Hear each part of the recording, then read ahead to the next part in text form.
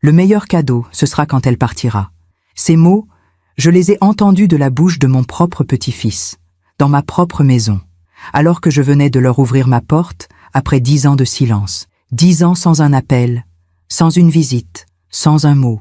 Et puis, un matin de décembre, ils sont tous revenus, avec des sourires, des embrassades, des « Mamie, tu nous as tellement manqué ». Mais moi, Juliette Lefebvre, 62 ans, j'ai compris ce soir-là que l'argent ne change pas les gens. Il révèle simplement qui ils ont toujours été. Je me souviens de ce carnet. Un petit carnet bleu à spirale, posé sur la table de mon salon. Dedans, j'avais noté chaque appel que je leur avais passé, chaque message vocal laissé, chaque date d'anniversaire oubliée, 120 pages remplies de silence. Pendant 10 ans, j'ai appelé, j'ai envoyé des lettres, j'ai proposé des déjeuners. Rien.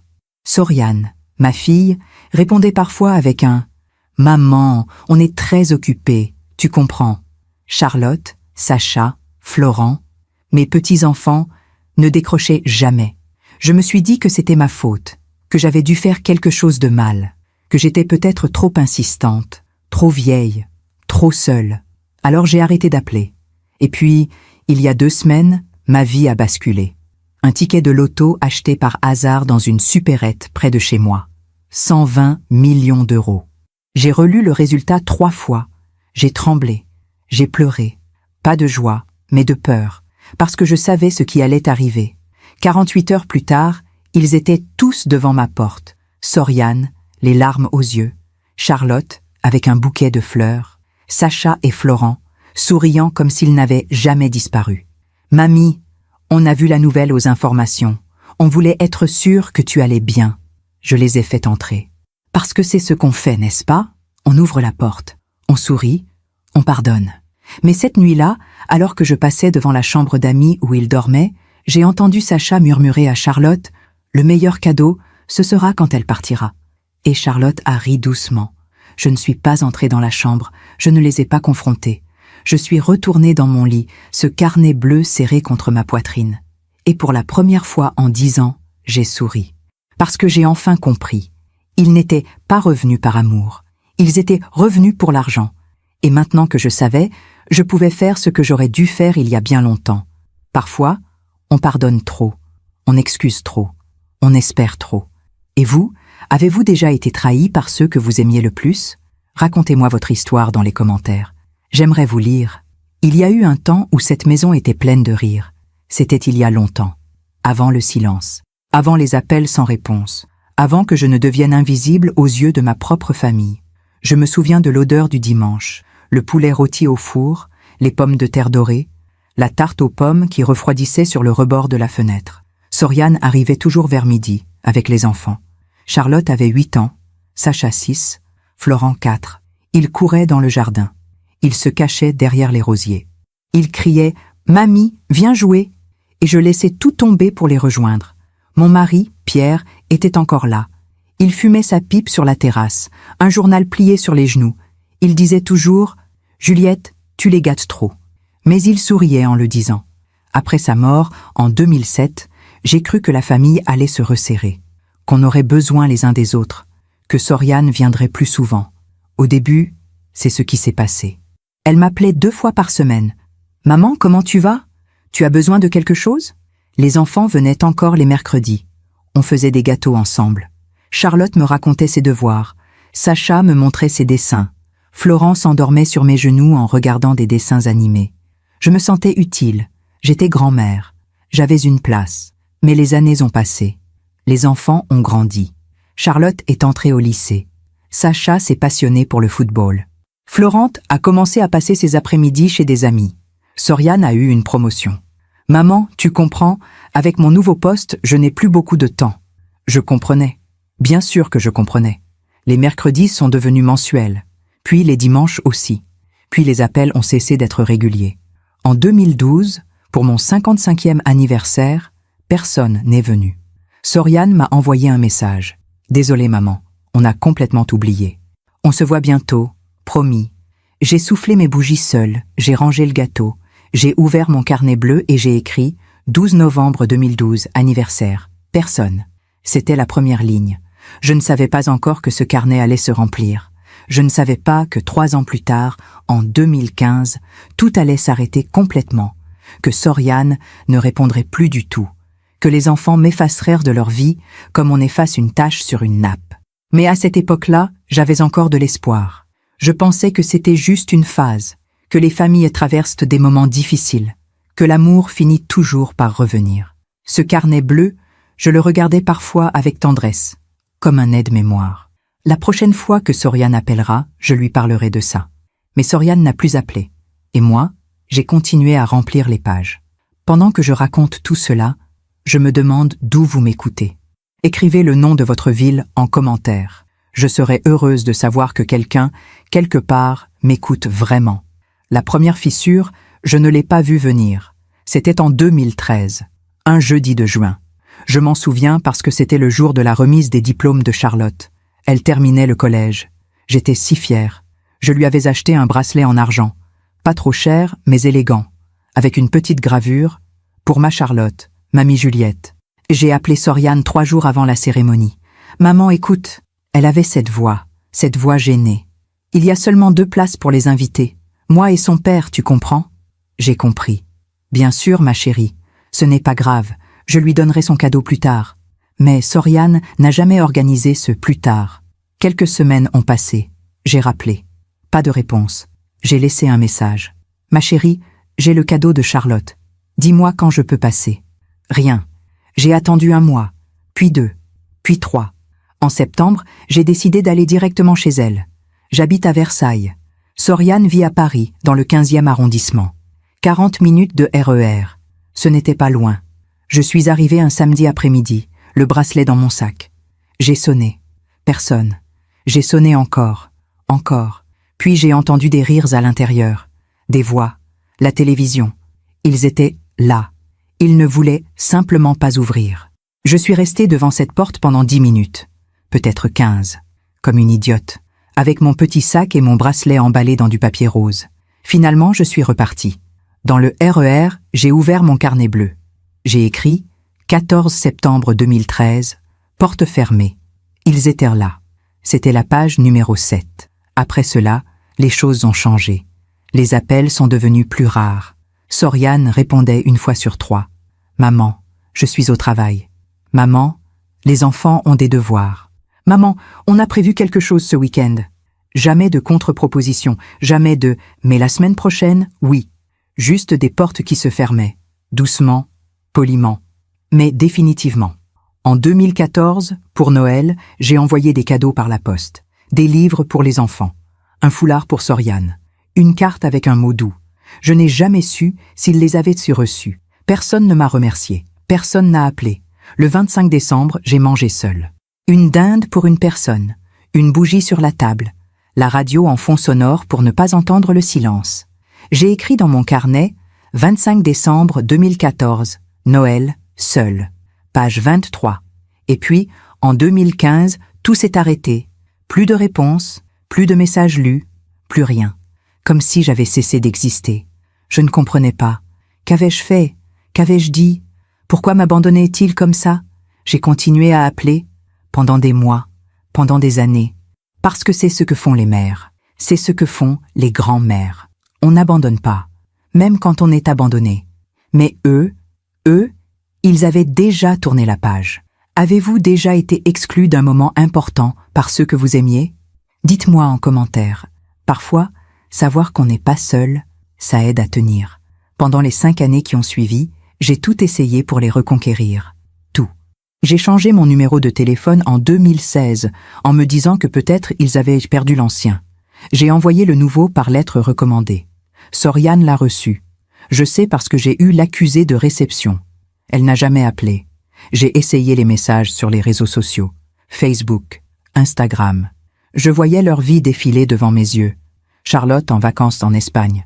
Sacha qui fêtait ses 18 ans avec des amis. Florent à un concert. Ils avaient l'air heureux. Ils avaient l'air vivants. Et moi, j'étais juste un fantôme qui commentait leurs photos. Tu es magnifique, ma chérie. Joyeux anniversaire, mon grand. J'espère que tu passes un bon moment. Jamais de réponse. Parfois un « j'aime ». Rarement. En 2017, j'ai décidé de changer de stratégie. Peut-être que j'étais trop insistante, peut-être qu'il fallait que je leur donne de l'espace. Alors j'ai arrêté d'appeler. J'ai arrêté d'envoyer des messages. J'ai attendu. 3 mois. 6 mois. 1 an. Rien. Personne n'a remarqué mon silence. Pour mon 60e anniversaire, en 2023, j'ai organisé un petit déjeuner, juste au cas où. J'ai acheté des croissants, du jus d'orange, des fruits, j'ai mis une nappe propre, j'ai sorti les belles assiettes, j'ai attendu. Personne n'est venu. À 14 heures, j'ai rangé. J'ai jeté les croissants. J'ai pleuré dans la cuisine, debout devant l'évier, en lavant des assiettes qui n'avaient servi à rien. Mon carnet bleu était maintenant presque plein. Page 87, 12 novembre 2023, 60 ans, seule. Je me suis dit que c'était ma faute, que j'avais été une mauvaise mère, une mauvaise grand-mère, que je ne savais pas communiquer, que j'étais ennuyeuse, trop vieille, trop seule. Je me suis excusée, dans ma tête, dans mes prières, dans des lettres que je n'ai jamais envoyées. Pardonne-moi, Soriane. Je ne sais pas ce que j'ai fait, mais pardonne-moi. Ma sœur, Marguerite, habitait à Nice. Elle m'appelait chaque semaine. « Juliette, viens me voir. Laisse-les tranquilles. Ils ne méritent pas tes larmes. » Mais je ne pouvais pas. C'était ma famille, mon sang. On n'abandonne pas sa famille. Alors j'ai continué. J'ai envoyé des cartes pour les anniversaires, pour Noël, pour Pâques, sans attendre de réponse. Juste pour qu'ils sachent que j'étais là, que je pensais à eux, que je les aimais. En 2024, j'ai essayé une dernière fois. J'ai écrit une longue lettre à Soriane, 3 pages. Je lui ai dit tout. Combien je souffrais, combien je me sentais invisible, combien j'avais besoin d'eux. Je ne veux pas d'argent, je ne veux pas d'excuses. Je veux juste savoir que vous allez bien, que vous êtes heureux, que je compte encore un peu pour vous. Je l'ai posté un lundi matin. 3 semaines plus tard, j'ai reçu un message de Soriane. 4 lignes. « Maman, on va bien. Arrête de t'inquiéter. On est juste très occupés. Prends soin de toi. Bise. » 4 lignes. En 10 ans. J'ai compris ce jour-là que je ne récupérerais jamais ce que j'avais perdu. Mais je n'ai pas arrêté d'espérer. Parce que l'espoir, c'est tout ce qui me restait. Et puis, en décembre 2025, tout a changé.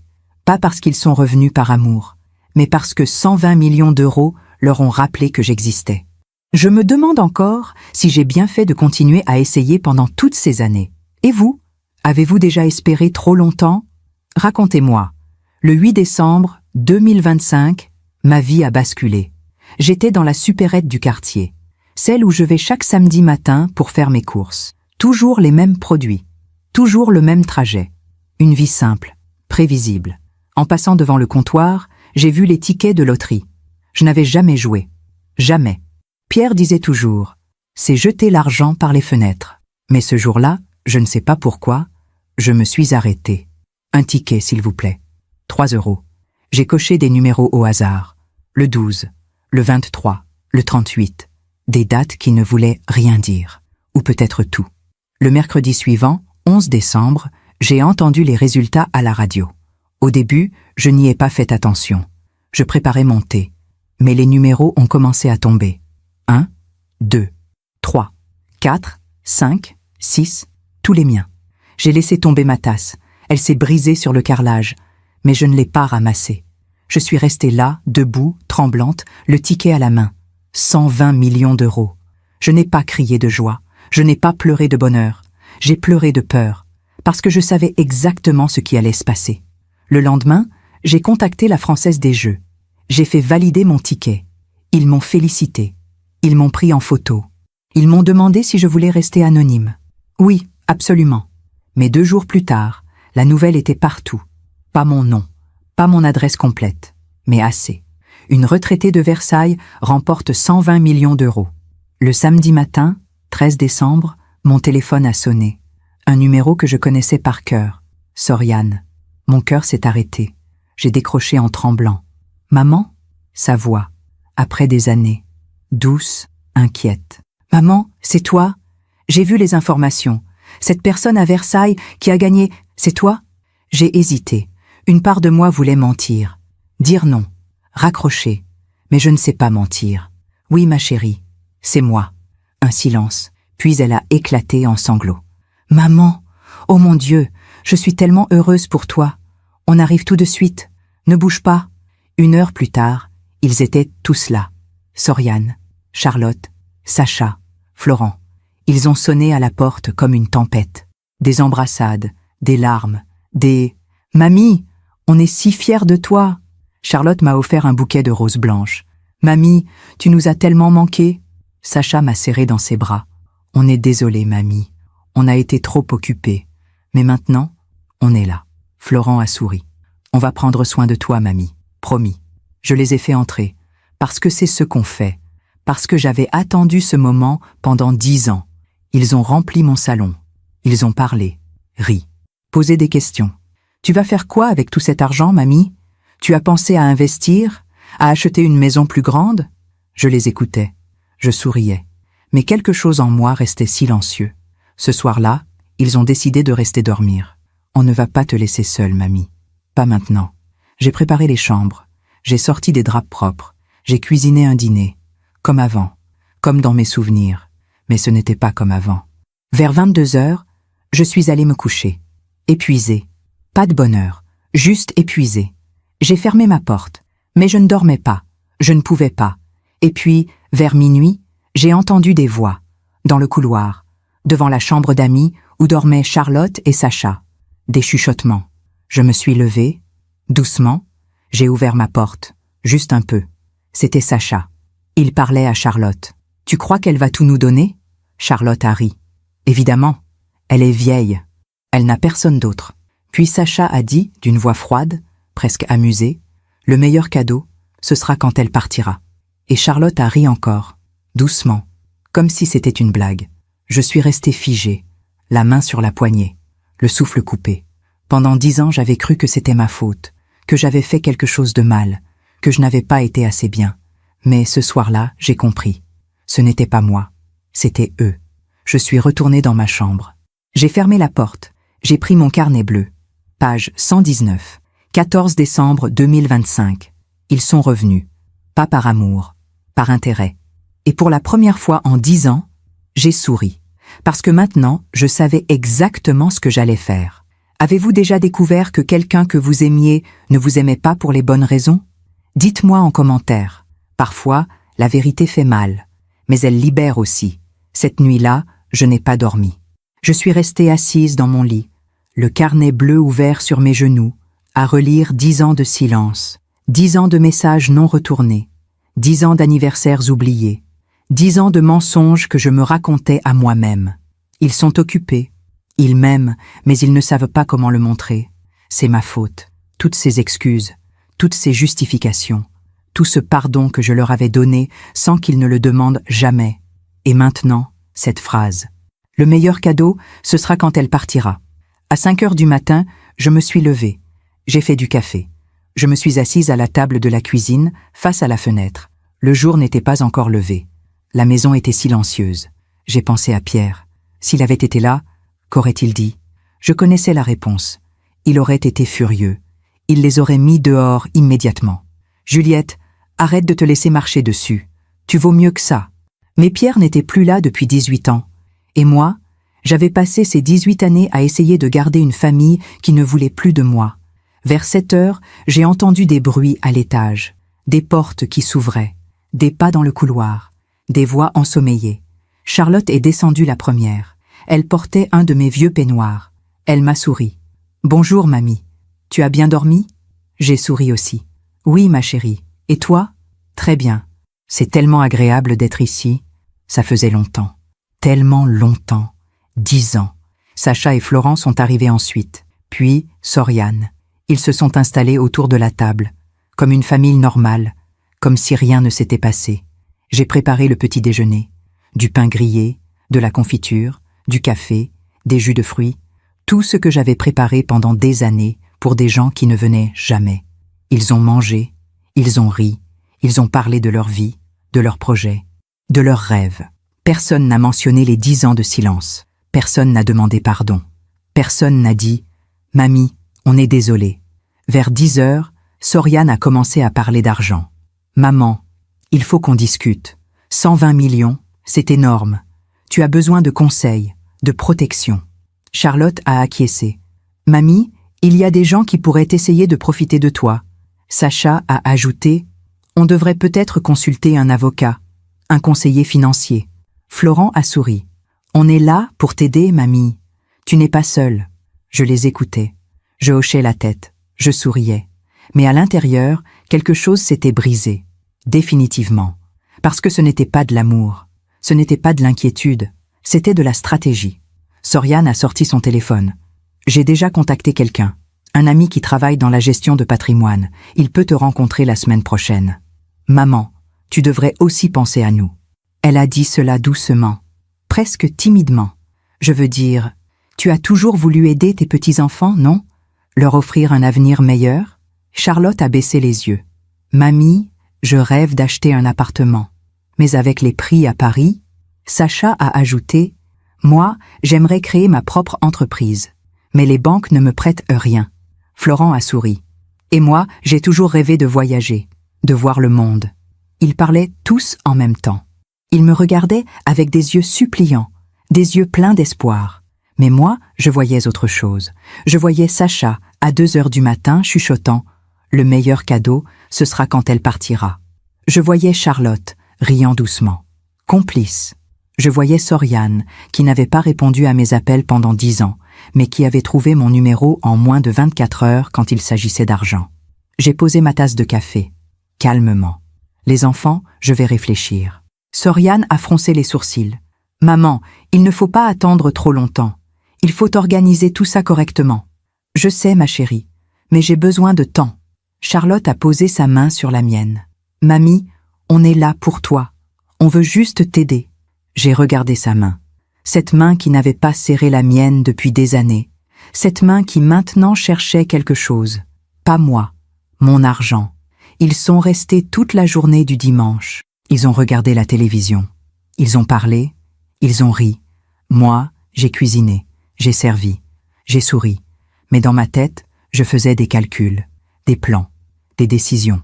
Le soir, avant de repartir, Soriane m'a serré dans ses bras. Maman, on revient demain. On ne va pas te laisser seule. Charlotte a embrassé ma joue. Je t'aime, mamie. Sacha a souri. À demain, mamie. Florent a agité la main depuis la voiture. J'ai fermé la porte derrière eux. J'ai attendu que leurs voix disparaissent dans la rue, que le bruit du moteur s'éloigne. Puis je suis retourné dans ma chambre. J'ai ouvert mon carnet bleu. Page 120. 15 décembre 2025. Ils veulent l'argent. Pas moi. La vérité est claire maintenant. Puis j'ai fait quelque chose que je n'avais jamais fait. J'ai ouvert mon ordinateur, j'ai cherché sur Internet comment changer de testament en urgence. J'ai lu, pendant des heures, jusqu'à ce que le soleil se lève à nouveau. Le lundi matin, 16 décembre, j'ai appelé mon notaire. Maître Dupont, c'est Juliette Lefebvre. J'ai besoin de vous voir aujourd'hui. C'est urgent. Il a hésité. Madame Lefebvre, mon agenda est très chargé. Maître, j'ai gagné 120 millions d'euros à la loterie et je veux changer mon testament, aujourd'hui. Il y a eu un silence. Puis, je vous attends à 14 heures. À 13 heures, Soriane a appelé.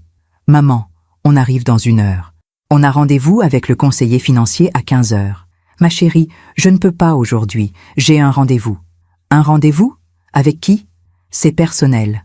Un silence. Puis, d'une voix froide, Maman, tu ne devrais pas prendre de décisions importantes toute seule. Je ne suis pas seule, ma chérie, je suis avec moi-même. J'ai raccroché. À 14 heures, j'étais dans le bureau de Maître Dupont. Un homme élégant, la cinquantaine, des lunettes rondes et un sourire bienveillant. Madame Lefebvre, félicitations pour votre gain. Comment puis-je vous aider? Je me suis assise. J'ai posé mon carnet bleu sur son bureau. Maître, j'ai un testament qui laisse tout à ma fille Soriane. Je veux le changer. Il a hoché la tête. Vous voulez répartir différemment entre vos héritiers? Non. Je veux tout laisser à ma sœur, Marguerite Leblanc. Elle vit à Nice. Il a levé les yeux. Surpris. Votre fille, elle ne recevra rien? Rien. Et vos petits-enfants? Rien non plus. Maître Dupont a retiré ses lunettes. Il m'a regardé avec attention.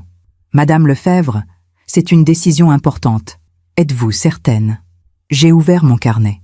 Je lui ai montré les pages. Les 120 pages remplies de dates, d'anniversaires oubliés, d'appels sans réponse, de Noël seul. Maître, pendant 10 ans, ils m'ont ignoré. Et maintenant qu'il y a de l'argent, ils sont revenus. Hier soir, j'ai entendu mon petit-fils dire « Le meilleur cadeau, ce sera quand elle partira ». J'ai refermé le carnet. Je suis certaine. Il a hoché la tête lentement. Je comprends. Nous allons préparer le Nouveau Testament. Il sera prêt demain. Non, maître. Aujourd'hui.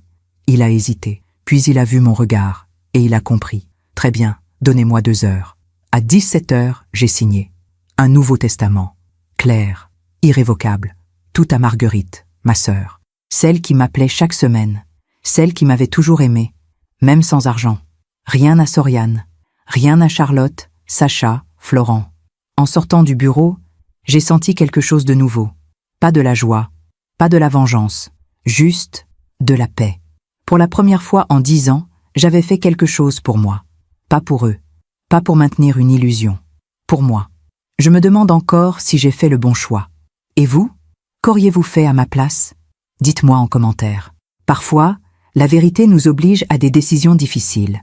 Le mardi 17 décembre, ils sont revenus, tous les 4, à 9 heures du matin, sans prévenir. J'ai entendu la sonnette, puis des coups à la porte, puis la voix de Soriane. « Maman, ouvre, il faut qu'on parle !» J'ai pris mon temps, j'ai bu une gorgée de café, j'ai respiré profondément, puis j'ai ouvert. Soriane est entrée comme une tempête, le visage fermé, les yeux durs. « Maman, qu'est-ce que tu as fait hier ?» Je suis restée calme. « Bonjour ma chérie. Entre, je t'en prie. Ne fais pas l'innocente. Maître Dupont a appelé son assistant. Et l'assistant connaît quelqu'un qui m'a dit que tu avais changé ton testament. Ah, les petites villes, les secrets qui ne restent jamais secrets. » Charlotte, Sacha et Florent se tenaient derrière elle, silencieux, tendus. Je me suis assise sur le canapé, tranquillement. C'est vrai, j'ai changé mon testament. Soriane a ouvert la bouche, puis l'a refermée, comme si elle ne savait pas par où commencer. Finalement, pourquoi? J'ai regardé mes petits-enfants. Charlotte évitait mon regard. Sacha serrait les poings. Florent fixait le sol. Parce que j'ai compris quelque chose, ma chérie. Compris quoi? Que vous n'êtes pas revenu par amour. Le silence est tombé comme une pierre. Soriane a ri. Un rire nerveux, incrédule. Maman, qu'est-ce que tu racontes? Bien sûr qu'on t'aime. Vraiment? J'ai sorti mon carnet bleu de ma poche. Je l'ai posé sur la table basse. Alors pourquoi pendant 10 ans, vous ne m'avez jamais appelé? Soriane a regardé le carnet. Maman, on était occupés. J'ai ouvert le carnet. Page après page. Le 12 novembre 2012, mon 55e anniversaire. Personne. Le 25 décembre 2014. Noël. Seul. Le 14 septembre 2013. J'ai sonné à ta porte, Soriane. Vous étiez là. Vous n'avez pas ouvert. Soriane a pâli. Maman. Le 12 novembre 2023. Mon 60e anniversaire. J'ai préparé un déjeuner. Personne n'est venu. J'ai refermé le carnet. 120 pages, Soriane. 120 moments où j'ai attendu, espéré, pleuré. Et vous n'étiez jamais là. Charlotte a fait un pas en avant, les larmes aux yeux. Mamie, on est désolé. On ne savait pas que tu souffrais autant. Tu ne savais pas? J'ai souri tristement. J'ai envoyé des lettres, des messages, des cadeaux de Noël. J'ai appelé, encore et encore. Comment pouviez-vous ne pas savoir? Sacha a murmuré. On pensait que quoi? Que j'allais bien? Que j'avais d'autres personnes dans ma vie? J'ai secoué la tête. Non, vous ne pensiez pas du tout à moi. Soriane s'est assise. Elle a pris sa tête entre ses mains. Maman, je sais. On a été égoïste. On a été terrible. Mais maintenant, on est là. On veut réparer. Réparer? J'ai répété le mot lentement. Vous voulez réparer maintenant qu'il y a 120 millions d'euros? Le silence est revenu. Plus lourd, plus épais. Florent a rompu ce silence. Mamie, ce n'est pas comme ça. Vraiment? Alors pourquoi êtes-vous venue 48 heures après que j'ai gagné à la loterie? Pourquoi pas il y a 1 an? Ou 5 ans? Ou 10 ans? Personne n'a répondu. J'ai continué. Ma voix était calme, posée, mais ferme. Samedi soir, j'ai entendu quelque chose. Charlotte a levé les yeux, brusquement. J'étais dans ma chambre, vous pensiez que je dormais. Mais je ne dormais pas. Sacha a pâli. Et j'ai entendu Sacha dire à Charlotte, j'ai marqué une pause. J'ai regardé mon petit-fils dans les yeux. Que le meilleur cadeau, ce serait quand je partirais. Charlotte a porté la main à sa bouche. Mamie, Sacha a secoué la tête. Non, mamie, ce n'est pas... Je ne voulais pas... Tu ne voulais pas que je l'entende. Mais tu l'as dit. Soriane s'est levée d'un bond. Sacha, c'est vrai, tu as dit ça. Sacha a baissé les yeux. Il ne répondait pas. Charlotte pleurait maintenant. Mamie, c'était une blague. On était fatigués. On ne pensait pas... Une blague. J'ai hoché la tête. Une blague sur ma mort. J'ai respiré profondément. J'ai regardé chacun d'eux, un par un. Je vous ai aimé. Toute ma vie, j'ai tout donné, mon temps, mon énergie, mon amour. Et quand Pierre est mort, j'ai continué, parce que vous étiez tout ce qui me restait. Soriane pleurait maintenant aussi. Maman, mais vous m'avez oublié. Vous m'avez laissé seule. Et maintenant que j'ai de l'argent, vous revenez. Pas parce que vous m'aimez, mais parce que vous voulez quelque chose. J'ai pris le carnet bleu. Je l'ai serré contre moi. Alors oui, j'ai changé mon testament. Tout va à Marguerite. Ma sœur, celle qui m'a appelée chaque semaine pendant 10 ans, celle qui m'a invitée à Nice, celle qui m'a aimée sans rien attendre en retour. Soriane s'est avancée vers moi. Maman, tu ne peux pas faire ça. Je peux, et je l'ai fait. Charlotte sanglotait. Mamie, s'il te plaît, donne-nous une chance. On va changer. On va être meilleur. Meilleur. J'ai souri tristement. Vous aviez 10 ans pour être meilleur. 10 ans où je vous ai supplié de revenir. Maintenant c'est trop tard. Sacha a fait un pas vers moi. Mamie, je suis désolée, vraiment. Ce que j'ai dit, je ne le pensais pas. Peut-être, mais tu l'as dit. Et Charlotte a ri. Et vous étiez tous complices. Soriane a explosé. Maman, tu es cruelle. Tu nous punis pour une phrase. Une phrase? J'ai levé mon carnet. Non, Soriane, je vous punis pour 120 pages, pour 10 ans de silence, pour 10 ans d'anniversaire oublié, pour 10 ans où j'ai existé seulement quand c'était utile pour vous. Elle m'a regardé, les yeux rouges, le visage défait. Tu n'as pas le droit. J'ai tous les droits. C'est mon argent, ma vie, ma décision. Il y a eu un long silence. Personne ne bougeait. Personne ne parlait. Puis Soriane a pris son sac. Très bien, tu veux être seule, tu seras seule. Elle est allée vers la porte. Charlotte, Sacha et Florent l'ont suivie. À la porte, Soriane s'est retournée. Une dernière fois. Tu vas le regretter, maman. J'ai souri. Tristement, mais paisiblement. Non, ma chérie. Je regrette seulement de ne pas l'avoir fait plus tôt. La porte s'est fermée, violemment. J'ai entendu leur voix dans la rue. Des cris, des pleurs, puis le bruit de la voiture qui démarrait. Je suis restée debout dans mon salon, seule. Le silence est revenu. Ce silence que je connaissais si bien. Ce silence qui avait été mon compagnon pendant 10 ans. Mais cette fois, c'était différent. Cette fois, ce n'était pas le silence de l'abandon. C'était le silence de la liberté. J'ai ouvert mon carnet bleu. Page 121. 17 décembre 2025. Je les ai affrontés. Je leur ai dit la vérité. Ils sont partis. Et je ne regrette rien. Puis, j'ai fait quelque chose que je n'avais pas fait depuis longtemps. J'ai appelé Marguerite. Elle a décroché à la première sonnerie. Comme toujours. Juliette, sa voix. Douce, familière, aimante. Marguerite. J'ai souri. Est-ce que je peux venir à Nice? Un silence. Puis, bien sûr, ma chérie. Quand? Demain. Demain? Oui, je veux partir d'ici. Je veux recommencer. Marguerite a ri. Un rire léger, heureux. Tu sais que tu es toujours la bienvenue. Tu as mis 10 ans à comprendre, mais mieux vaut tard que jamais. Merci Marguerite. Ne me remercie pas. C'est ce que font les sœurs. On s'aime, sans condition, sans attente. J'ai raccroché. J'ai regardé autour de moi. Cette maison, ces murs, ces souvenirs, tout ce que j'avais construit avec Pierre, tout ce que j'avais essayé de préserver pour Soriane et les enfants. Mais ce n'était plus ma maison. C'était une prison. Et il était temps de partir. Avez-vous déjà dû choisir entre votre dignité et votre famille? Racontez-moi en commentaire. Parfois, partir, c'est la seule façon de se retrouver. Le mercredi 18 décembre, j'ai commencé à ranger ma vie. Pas toute ma vie. Juste ce qui comptait vraiment. J'ai ouvert les placards, les tiroirs, les boîtes au fond du grenier. 35 ans dans cette maison. 35 ans de souvenirs. Mais je n'allais pas tout emporter. Je n'allais garder que l'essentiel. J'ai commencé par les photos. Des albums entiers.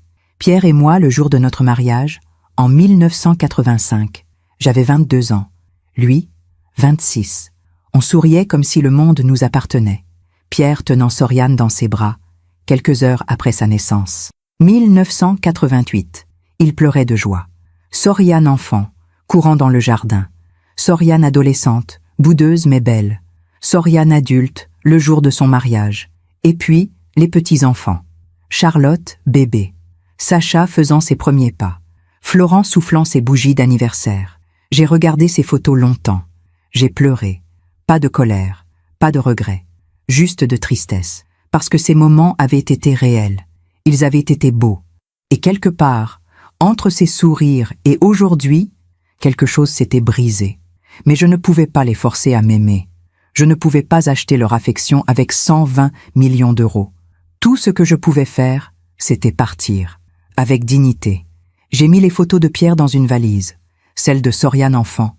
Celle des petits-enfants quand ils étaient petits. Avant que tout ne change.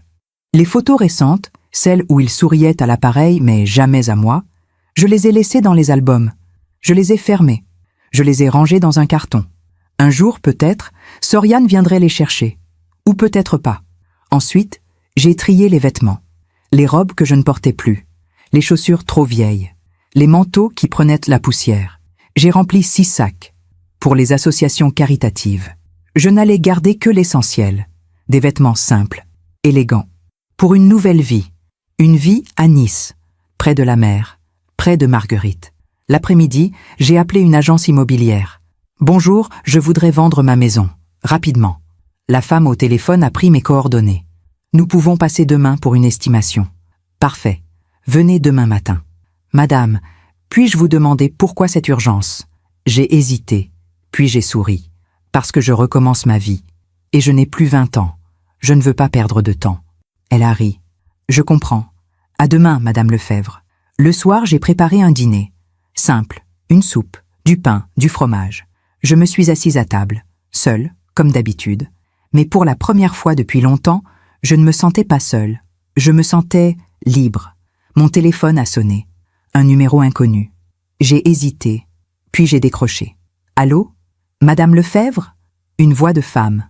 Jeune, professionnelle. « Je m'appelle Émilie Rousseau. Je suis journaliste au Parisien. J'aimerais vous interviewer au sujet de votre gain à la loterie. » J'ai fermé les yeux. Bien sûr, les médias. Je ne suis pas intéressée. Madame, je comprends. Mais c'est une histoire inspirante. Une femme seule qui gagne 120 millions. Je ne suis pas seule. J'ai coupé doucement. J'ai une sœur qui m'aime. Et c'est suffisant. J'ai raccroché. Quelques minutes plus tard, un message. De Soriane. Maman, j'ai vu que des journalistes te cherchent. Ne leur parle pas. Ça pourrait te mettre en danger. Appelle-moi. J'ai lu le message. 2 fois. Elle s'inquiétait pour moi. Ou pour son image. Je n'ai pas répondu. Le jeudi 19 décembre, l'agent immobilier est venu. Un homme d'une 50aine d'années. Costume élégant. Sourire commercial. Il a visité la maison. Le salon. La cuisine. Les chambres. Le jardin. C'est une belle propriété, Madame Lefebvre. Bien entretenue. Dans un quartier recherché. Combien ? Je dirais entre 500 000 et 600 000 euros. J'ai hoché la tête. Vendez-la, au prix que vous voulez, mais rapidement. Il a froncé les sourcils. Madame, si vous acceptez un prix plus bas, nous pouvons vendre en quelques semaines. Mais si vous attendez, je n'attends pas. Vendez. Il a sorti des documents. Un mandat de vente, des formulaires. J'ai tout signé, sans hésiter. Cette maison était pleine de souvenirs. Mais les souvenirs heureux étaient loin. Trop loin. Maintenant, il ne restait que les échos du silence. Après son départ, j'ai appelé Marguerite. « Ma chérie, tu arrives quand ?»« Demain, j'ai réservé un billet de train. J'arrive à Nice à 16h. »« Parfait, je t'attends à la gare. »« Oh, Juliette, je suis si heureuse. » Sa voix, pleine de chaleur, de sincérité. C'est ça l'amour, ai-je pensé. Pas les mots, pas les promesses. Juste la présence, la constance, la fidélité. Le vendredi 20 décembre, j'ai fait mes valises. 2 grandes valises, une petite, un sac à main. À l'intérieur, des vêtements, des photos, mon carnet bleu, quelques livres, des bijoux de pierre, rien d'autre. Tout le reste resterait ici. Les meubles, la vaisselle, les souvenirs trop lourds. Avant de partir, j'ai fait une dernière chose. J'ai écrit une lettre, à Soriane. Pas une lettre de colère, pas une lettre de reproche, juste une lettre d'adieu. Ma chère Soriane, quand tu liras cette lettre, je serai déjà partie. Je suis allée vivre à Nice, chez Marguerite. J'ai vendu la maison. J'ai changé mon testament. Je sais que tu es en colère. Je sais que tu penses que je suis injuste. Mais pendant 10 ans, j'ai essayé de vous garder dans ma vie. J'ai appelé, j'ai écrit, j'ai attendu. Et vous n'êtes jamais venu. Alors quand vous êtes revenu après que j'ai gagné à la loterie, j'ai compris. Ce n'était pas moi que vous vouliez, c'était l'argent.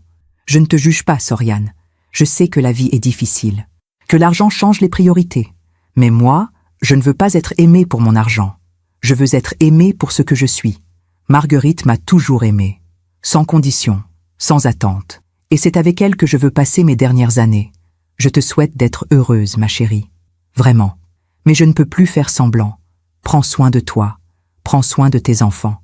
Et si un jour, tu réalises que l'amour vaut plus que l'argent, appelle-moi. Je t'écouterai. Avec tout mon amour, maman. J'ai plié la lettre. Je l'ai mise dans une enveloppe. J'ai écrit l'adresse de Soriane. Puis je l'ai posée sur la table de la cuisine. À côté du carnet bleu, oui, j'ai laissé le carnet bleu. Ces 120 pages de douleur. Je n'en avais plus besoin. Elles avaient donc fait leur travail. Elles m'avaient aidé à comprendre. Maintenant, il était temps de tourner la page. À 14 heures, le taxi est arrivé. J'ai pris mes valises. J'ai fermé la porte à clé. J'ai glissé la clé dans la boîte aux lettres, comme convenu avec l'agent immobilier. J'ai regardé la maison une dernière fois. 35 ans. Une vie entière. Mais ce n'était plus ma vie. Dans le taxi, je me suis retournée. J'ai vu la maison s'éloigner, puis disparaître. J'ai pensé à Pierre. J'ai pensé à Soriane enfant. J'ai pensé aux dimanches heureux. Puis, j'ai pensé aux 10 ans de silence. Et j'ai compris que je faisais le bon choix. À la gare, j'ai acheté un café. Je me suis assise sur un banc. J'ai regardé les gens passer. Des familles, des couples, des enfants qui riaient. Et moi, une femme de 62 ans, avec 2 valises et un billet pour Nice. Seule, mais pas abandonnée. Libre. Le train est arrivé à 14h30. Je suis montée.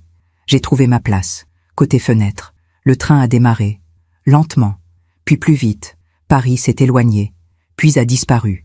Pendant le trajet, j'ai regardé le paysage défiler, les champs, les villages, les montagnes au loin. J'ai pensé à ce qui m'attendait.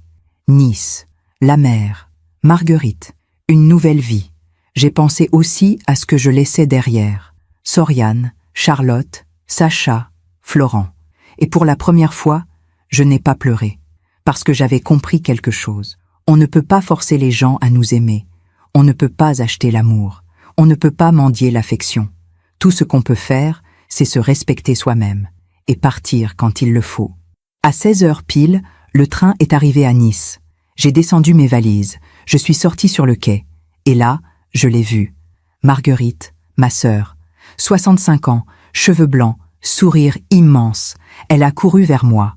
Elle m'a serré dans ses bras, fort, longtemps.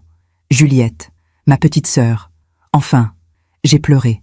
Mais cette fois, c'était des larmes de soulagement. Marguerite, merci. Ne me remercie pas. C'est ici que tu aurais toujours dû être. Elle a pris une de mes valises. On a marché vers sa voiture. En chemin, elle m'a demandé « Alors, tu as vraiment tout laissé à leur mère ?» J'ai souri. « Non, je t'ai tout laissé à toi. » Elle s'est arrêtée. Elle m'a regardé, incrédule. « Quoi ? Tout. Les 121 millions. La maison. Tout.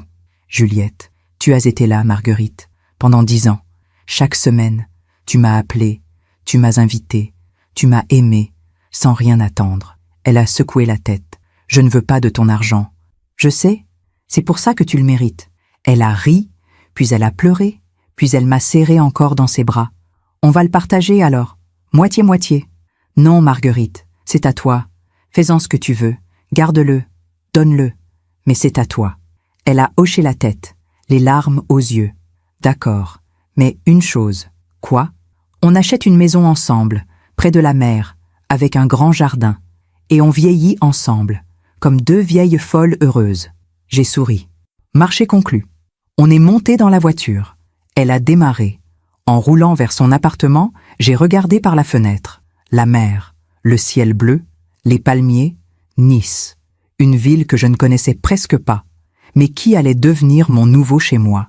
Avez-vous déjà dû tout recommencer? Tout quitter pour vous retrouver? Dites-moi en commentaire. Parfois, le courage, c'est de partir. Les premiers jours à Nice ont été étranges. Pas difficiles, pas tristes, juste différents. Je me réveillais dans une chambre que je ne reconnaissais pas. J'entendais des bruits nouveaux. Le cri des mouettes, le bruit de la mer au loin, les voix des voisins qui parlaient fort, avec cet accent du sud que je ne connaissais pas. Mais Marguerite était là, chaque matin, avec un café, un sourire, une présence qui ne demandait rien. Alors, ma belle, tu as bien dormi? Oui, mieux que depuis longtemps. Et c'était vrai.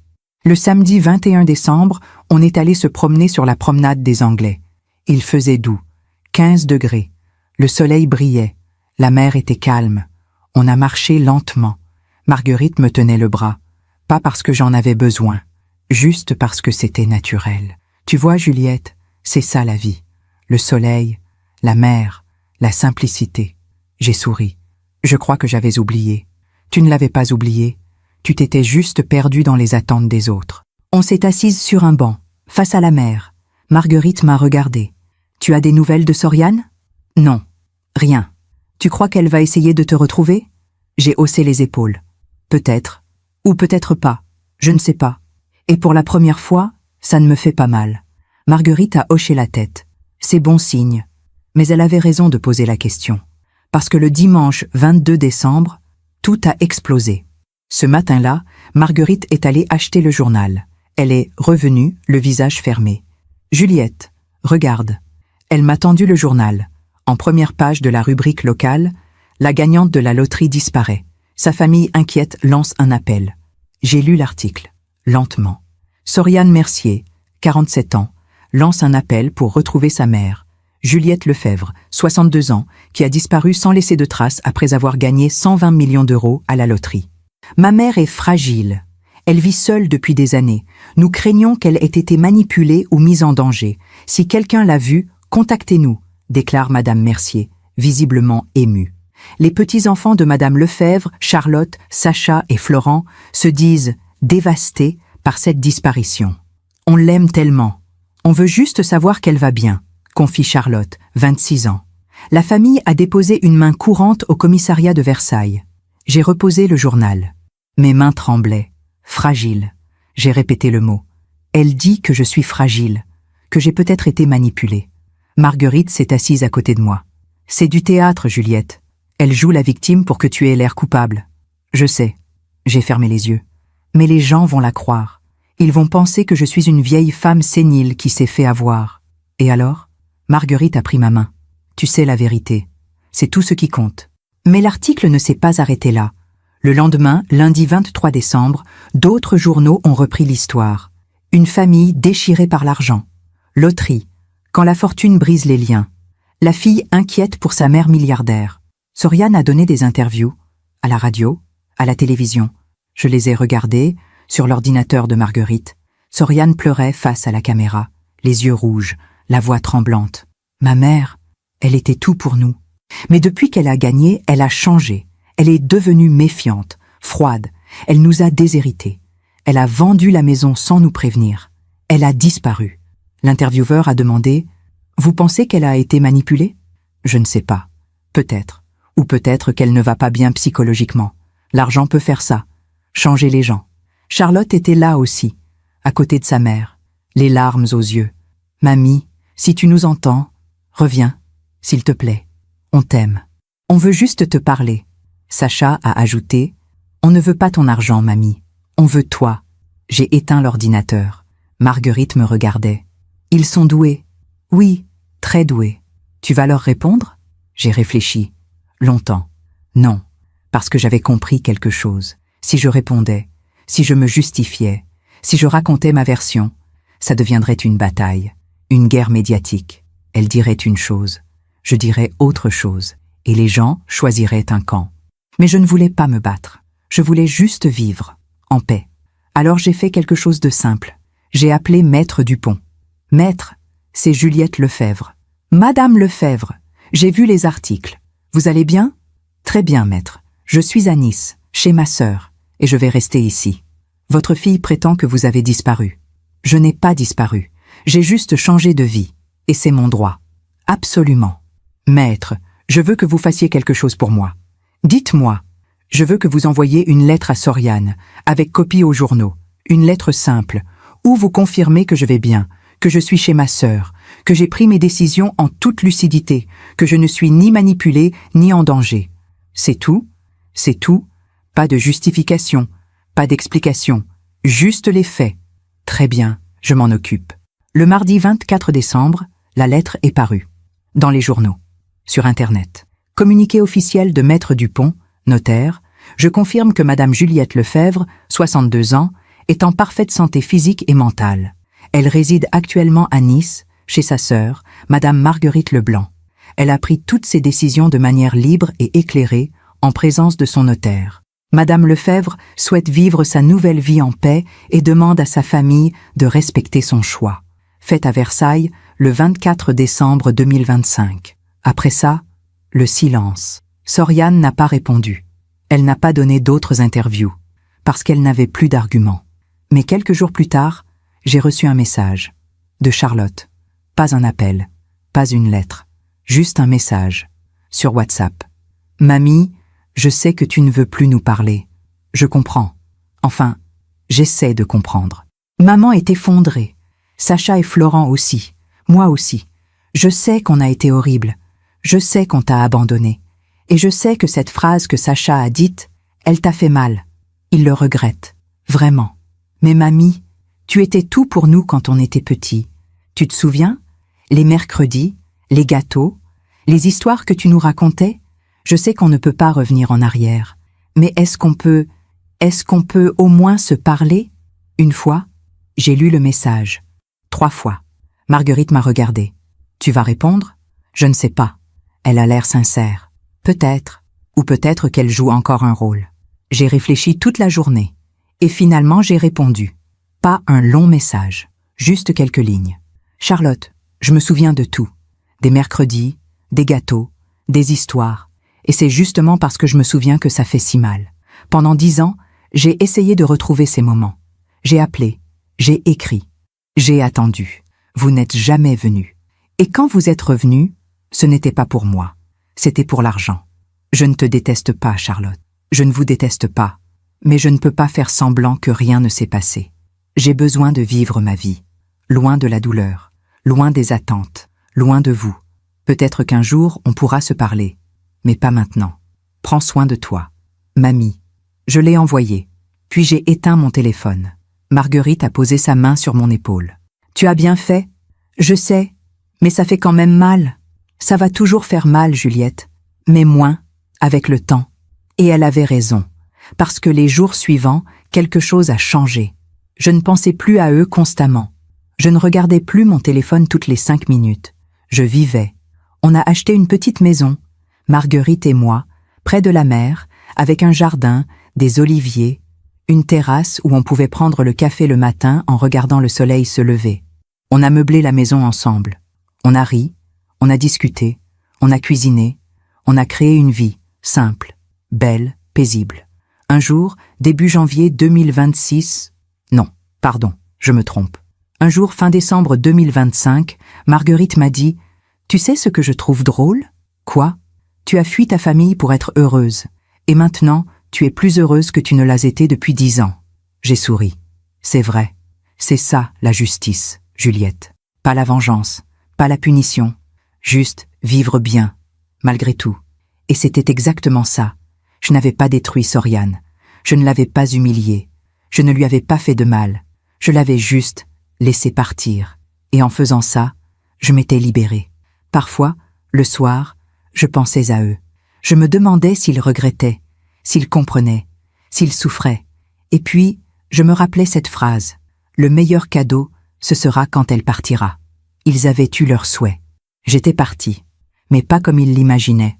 Pas dans un cercueil, pas en leur laissant tout. J'étais partie vivante, heureuse, libre. Et ça, c'était ma justice.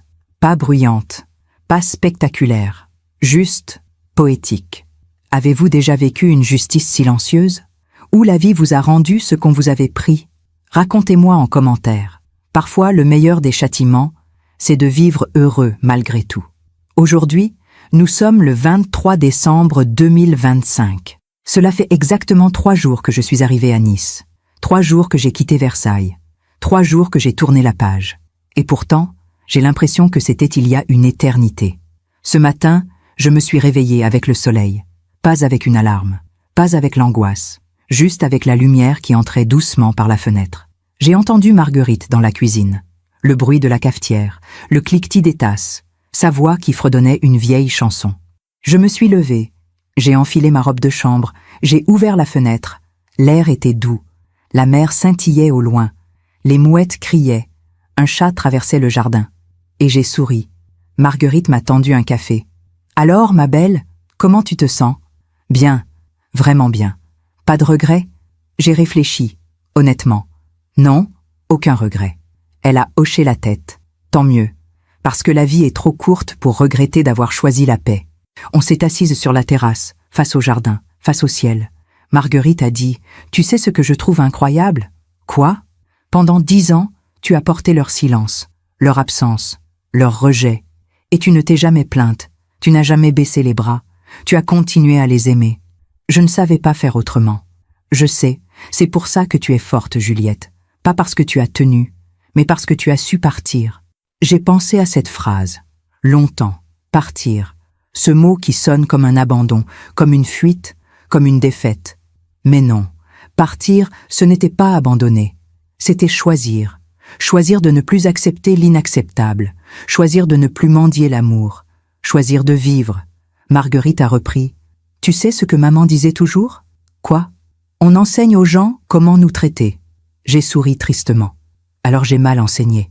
Non, tu as enseigné la bonté, le pardon, la patience. Mais eux, ils ont appris à en profiter. Elle a posé sa main sur la mienne. Maintenant, tu leur enseignes autre chose. La dignité, le respect de soi, la limite. On est resté silencieuse un moment, juste à écouter les oiseaux, le vent dans les oliviers, le monde qui continuait à tourner. Puis j'ai demandé, « Tu crois qu'ils vont comprendre un jour ?» Marguerite a haussé les épaules. Peut-être, ou peut-être pas. Mais ce n'est pas ton problème, Juliette. Ton problème, c'était de te sauver toi-même. Et tu l'as fait. L'après-midi, on est allé marcher. Sur la plage cette fois. Il y avait des familles, des enfants qui couraient, des couples qui se promenaient main dans la main, des grands-parents qui jouaient avec leurs petits-enfants. J'ai regardé ces grands-parents, leur sourire, leur joie. Et j'ai ressenti, quoi ? De la tristesse ? Un peu. De la jalousie ? Non. Juste de l'acceptation. Parce que j'avais compris quelque chose. On ne peut pas contrôler l'amour des autres. On ne peut pas forcer les gens à nous aimer comme on voudrait être aimé. Tout ce qu'on peut faire, c'est décider ce qu'on accepte et ce qu'on refuse. Marguerite m'a montré une petite fille, 4 ou 5 ans. Elle ramassait des coquillages. Sa grand-mère l'aidait. Elles riaient ensemble. C'est beau, non ? Oui. Tu aurais aimé avoir ça avec Charlotte, Sacha et Florent. Oui, mais je ne l'ai pas eu et je ne l'aurai jamais. Oh, ça te rend triste ? J'ai réfléchi. Ça me rendait triste. Mais maintenant, je pense que chacun fait ses choix. Eux ont choisi de m'oublier. J'ai choisi de partir. On a continué à marcher. Puis Marguerite a dit « Tu sais, Juliette, je pense que tu as fait quelque chose d'important. » Quoi ? Tu as montré qu'on peut recommencer, même à 62 ans, même après 10 ans de douleur, même quand tout semble perdu. Elle a souri. Tu es une leçon vivante. Le soir, de retour à la maison, j'ai décidé d'écrire. Pas dans un carnet bleu cette fois. Je n'avais plus besoin de noter ma douleur. Non, j'ai écrit une lettre, à moi-même. Chère Juliette, tu as 62 ans. Tu as vécu une vie longue, parfois heureuse, souvent difficile. Tu as aimé un homme merveilleux. Pierre, il t'a rendue heureuse pendant 22 ans. Puis il est parti. Et tu as continué. Seule, mais debout. Tu as élevé une fille. Soriane. Tu l'as aimée de tout ton cœur. Tu as tout donné. Et elle s'est éloignée. Peut-être que tu n'as pas été parfaite. Personne ne l'est. Mais tu as fait de ton mieux. Tu as eu 3 petits-enfants. Charlotte, Sacha, Florent. Tu les as adorés. Tu as rêvé de les voir grandir, de partager leur vie. Mais ils t'ont oublié. Ce n'est pas ta faute. C'est juste la vie. Pendant 10 ans, tu as souffert. Tu t'es senti invisible, abandonné, inutile. Tu as douté de toi. Tu t'es accusé. Tu t'es excusé pour des fautes que tu n'avais pas commises. Mais aujourd'hui, tu es libre. Tu as gagné 120 millions d'euros. Tu aurais pu les acheter. Acheter leur amour, leur présence, leur sourire. Mais tu as choisi autre chose. Tu as choisi la vérité, la dignité, la paix. Tu as tout donné à Marguerite, pas parce qu'elle le méritait plus, mais parce qu'elle t'a aimé sans condition, sans calcul, sans attente. Et maintenant, tu es ici, à Nice, près de la mer, près de ta sœur, loin de la douleur. Tu es libre, Juliette. Enfin, alors continue. Vis, souris, profite du soleil, écoute les mouettes, bois ton café sur la terrasse, lis des livres, regarde la mer. Et si un jour, Soriane comprend, si un jour, Charlotte, Sacha ou Florent frappent à ta porte avec un vrai pardon, tu décideras. Mais aujourd'hui, tu ne dois rien à personne. Tu te dois juste à toi-même. Avec tout mon amour, Juliette. J'ai plié la lettre. Je l'ai rangée dans un tiroir. Peut-être que je la relirai dans 1 an, ou dans 10 ans, ou jamais. Mais l'écrire m'a fait du bien. Le soir, Marguerite et moi avons préparé le dîner ensemble. Une salade niçoise, du poisson grillé, du pain frais, un verre de vin blanc. On a mangé lentement. On a parlé de tout, de rien, de nos projets, de la maison qu'on allait acheter, du jardin qu'on allait planter. On a ri, beaucoup. Et pour la première fois depuis 10 ans, je me suis sentie chez moi. Après le dîner, on s'est assise sur la terrasse. Le ciel était étoilé. L'air était frais. Marguerite a dit « Tu sais ce que je pense ?»« Quoi ?»« Que Pierre serait fier de toi. » J'ai senti les larmes monter. « Tu crois ?»« J'en suis sûre. Il t'aimait pour ta force, pour ta bonté, pour ton cœur. Et aujourd'hui, tu as prouvé que tu avais tout ça. J'ai pensé à Pierre, à son sourire, à sa voix, à ses mains. S'il avait été là, qu'aurait-il dit ? Je connaissais la réponse. « Juliette, je suis fière de toi. Tu as fait ce qu'il fallait. Tu as choisi la paix. Et maintenant, vis, vis, pour nous deux. » J'ai fermé les yeux. J'ai respiré profondément. Et j'ai senti quelque chose que je n'avais pas senti depuis longtemps. La légèreté. Plus tard dans la soirée, mon téléphone a vibré. Un message de Charlotte. « Mamie, je comprends. Je ne vais plus t'embêter. Mais je voulais juste te dire merci pour les mercredis, pour les gâteaux, pour les histoires, pour tout. Je ne l'oublierai jamais. Même si tu ne veux plus me voir. Je t'aime. Charlotte. » J'ai lu le message. 3 fois. Marguerite m'a regardé. « Tu vas répondre ? Pas maintenant. Peut-être un jour, quand je serai prête. Et si tu n'es jamais prête, alors je ne répondrai jamais. Et ce sera mon droit. » Marguerite a hoché la tête. « Tu sais, Juliette, tu as fait quelque chose que beaucoup de gens ne font jamais. »« Quoi ? » ?»« Tu as mis tes limites. Tu as dit non. Tu as choisi toi-même. » Elle a souri. « C'est ça, être forte. » Ce soir-là, avant de dormir, j'ai regardé par la fenêtre.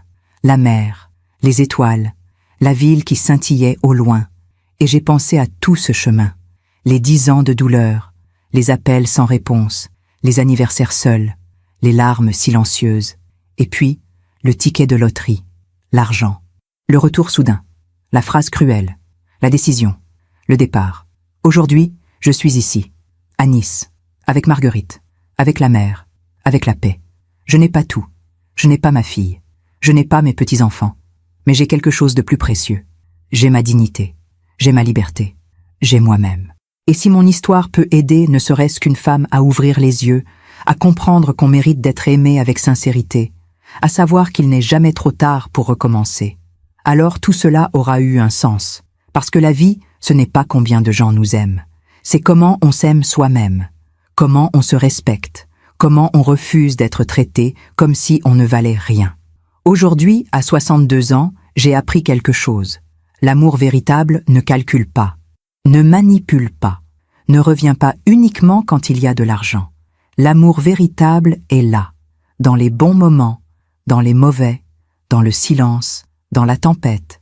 Marguerite me l'a montré, Pierre me l'avait montré, et maintenant, je me le montre à moi-même. Alors voilà, je m'appelle Juliette Lefebvre, j'ai 62 ans. J'ai gagné 120 millions d'euros à la loterie, j'ai déshérité ma famille, et je suis partie vivre à Nice. Certains diront que j'ai été cruelle, égoïste, injuste. Mais moi, je sais que j'ai fait ce qu'il fallait. Parce que pour la première fois en 10 ans, je respire. Merci de m'avoir écouté jusqu'au bout. Si cette histoire a touché votre cœur, abonnez-vous et activez la cloche pour entendre d'autres femmes qui ont transformé la douleur en sagesse. Chaque jour, une femme, une leçon de vie. Partagez cette histoire avec quelqu'un que vous aimez. Parfois, une histoire change toute une journée.